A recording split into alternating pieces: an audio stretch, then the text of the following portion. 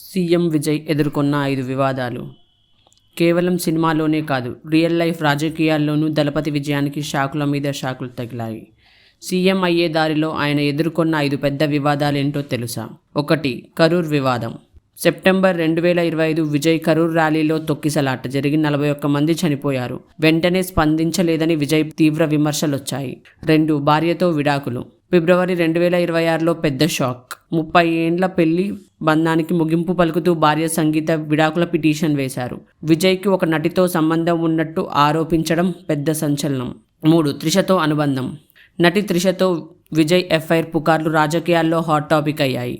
ఇద్దరూ కలిసి ఒకే రకమైన డ్రెస్సుల్లో కనిపించడం, ఆ తర్వాత విజయ్ ప్రమాణ స్వీకారానికి త్రిష హాజరు కావడం అప్పట్లో వైరల్.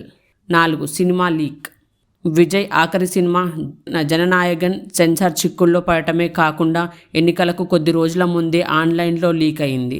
ఇది కావాలని చేసిన రాజకీయ కుట్ర అని ఫ్యాన్స్ మండిపడ్డారు. 5. అధికార పీఠం కోసం పోరాటం. మే 2026 ఎన్నికల్లో 108 సీట్లే వచ్చాయి.